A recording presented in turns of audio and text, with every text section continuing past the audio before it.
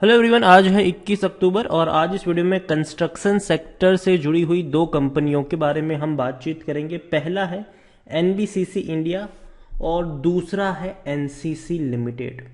पहला सरकारी शेयर है और दूसरा प्राइवेट कंपनी है। और एनसीसी की अगर हम बात करें तो भैया राकेश झुनझुनवाला जी का बहुत बड़ा पैसा यहाँ पर लगा हुआ है। 10 से 11% की होल्डिंग इस कंपनी में राकेश झुनझुनवाला ओन करते हैं।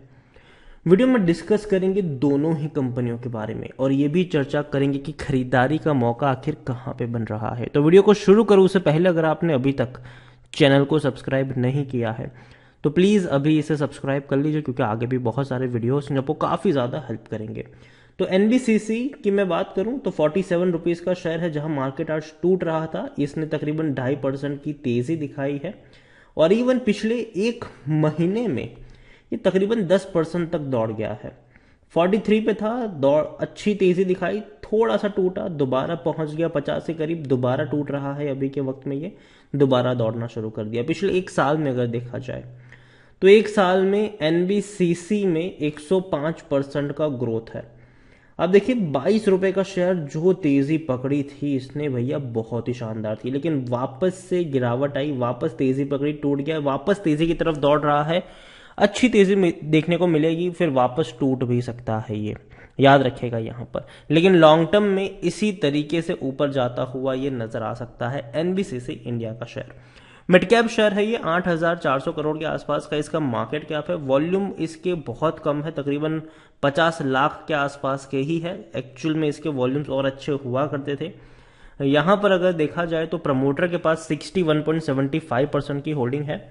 लेटेस्ट अपडेट जो आई है वो ये कहती है कि एफआईल्स ने यहाँ पर हल्के से बिकवाली करी है, म्यूचुअल फंड ने भी हल्के से बिकवाली करी है। इंश्योरेंस कंपनी के पास अभी भी भैया बहुत बड़ी क्वांटिटी में शेयर है एनबीसीसी इंडिया के। 47% का इन्होंने डिविडेंड पे किया है, मतलब पर शेयर आपको 47 पैसे डिविडेंड के तौर पर मिले हैं। सरकारी कंपनी है, देखो तो पहली चीज डूबने का खतरा नहीं है यहाँ पर, और वैल्यू अनलॉकिंग कभी भी यहाँ पर हो सकती है। सरकार कोशिश कर रही है बहुत सारी कंपनियों से अपना पीछा छुड़ाने की, और अगर उस लिस्ट में एनबीसीसी भी रहा तो भैया बहुत अच्छी बात होगी। ये सिर्फ 6% लोग according to Moneycontrol user बेचने की बात कर रहे हैं, वरना सब लोग कहते हैं खरीदो खरीदो खरीदो खरीदो और खरीदते रहो। रेवेन्यू में डेफिनेटली गिरावट यहां पर देखने को मिली है, लेकिन फिर भी इनके प्रॉफिट के ऊपर अगर हम नजर करें तो प्रॉफिट में भी एक गिरावट थी, लेकिन दोबारा तेजी पकड़ी और 2022 के प्रॉफिट्स और अच्छे और बेहतर आने की उम्मीद है। एनबीसीसी देखा जाए तो 37 का इसका पी रेशियो है, जबकि सेक्टर पी 62 का है, तो भैया महंगा तो नहीं है। खरीदारी का अभी भी सही मौका है, क्योंकि शेयर ओवरबॉट जोन में नहीं है, ना ही कोई रेड फ्लैग यहां पर हमें नजर आ रहे हैं। एनबीसीसी डेफिनेटली मुझे ये कंपनी पसंद आती है, शेयर मुझे पसंद आता है, खास करके अगर ये नीचे के लेवल पर मिल रहा हो 50 रुपए के ऊपर तो मैं इसको कभी भी नहीं खरीदूंगा। पहली चीज तो ये नहीं होना चाहिए कि यहां से 50 के ऊपर निकल गया और आप ये वाला वीडियो देख के कहो कि अच्छा अच्छी कंपनी है, चलो मैं खरीद लेता हूं। नहीं, 50 के ऊपर नहीं खरीदना है इसको। और कोशिश करो कि ये शेयर आपको 40 से 45 के बीच में अगर मिले तो उस लेवल पर खरीदने का मन बनाओ। और अगेन किसी एक लेवल पर बहुत सारे शेयर्स खरीदने की भी गलती मत कर लेना। 40 रुपए का एक स्ट्रांग सपोर्ट है, वहां से हर बार मूव आया है, और अगर वहां जाने की कोशिश करेगा तो अगेन एक अच्छे मूव की एक्सपेक्टेशन आप यहां पर कर सकते हैं। एनबीसीसी इंडिया सरकारी कंपनी है, डूबने वाली कंपनी नहीं है, और फ्यूचर डेफिनेटली उतना बेहतरीन तो नहीं होगा, लेकिन हाँ नुकसान देने वाला भी नहीं होने वाला है इसका। तो नजर रखिए इनके ऊपर, खरीदारी करी है तो बने रहिए। तेजी आने के चांसेस है, 50 रुपए के ऊपर शेयर निकलेगा, लेकिन अगेन मैं कह दूं 55 रुपए के आसपास जैसे ही शेयर पहुंचेगा, 50 से 55 का जो लेवल है वो डेफिनेटली एक प्रॉफिट बुकिंग का लेवल रहेगा, तो वहां पर खरीदने की सलाह नहीं है। लेकिन 40 से 45 डेफिनेटली बाइंग का लेवल रहेगा वहां पर। दूसरा है एनसीसी लिमिटेड, 78 रुपीज का शेयर है, और एक साल में ये वो कंपनी है जिन्होंने अच्छा खासा पैसा बनाकर दिया भी है। 130% का ग्रोथ है।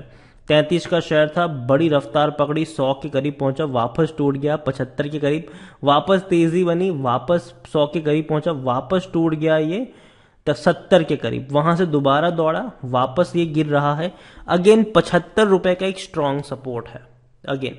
तो अगर उसको मैनेज कर पाएगा तो डेफिनेटली शेयर ऊपर की तरफ जाएगा, उसको अगर तोड़ेगा तो 70 रुपए तक भी जा सकता है ये। लेकिन अगेन नीचे के लेवल पर खरीदारी के ही मौके बनने वाले हैं। यहाँ पर स्मॉल कैप शेयर है, 4800 करोड़ के आसपास का इसका मार्केट कैप है। वॉल्यूम भी इसके बहुत कम है, 48 लाख है। वरना भैया ये दोनों ऐसे शेयर्स हुआ करते थे जो कम से कम 1 करोड़ तो भैया आराम से इसके वॉल्यूम हमें नजर देखने को मिल ही जाते थे। प्रमोटर के पास बहुत कम होल्डिंग है, आप देखिए 19.68% की होल्डिंग है। एफआईएल्स 13.26, म्यूचुअल फंड 11.49, दोनों के पास बड़ी क्वांटिटी है, लेकिन फिर भी दोनों ने बिकवाली तो करी हुई है थोड़ी बहुत, वो आप यहाँ पर देख सकते हैं। और राकेश झुनझुनवाला यहाँ पर हाईएस्ट पब्लिक शेयर होल्डर में है, आप देखिए 10.94% की होल्डिंग है। इंडिविजुअल इन्वेस्टर भी 44% से ज्यादा की होल्डिंग लेकर बैठे हैं। 40% का डिविडेंड पे कर रहा है, मतलब पर शेयर आपको 80 पैसे डिविडेंड के तौर पर यहाँ पर मिल रहे हैं।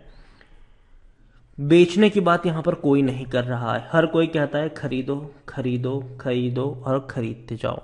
एक और चीज अगर हम देखें तो इनके भी रेवेन्यू टूटे हैं, इनके भी प्रॉफिट अगर देखा जाए तो टूटे हैं, नीचे की तरफ आए हैं।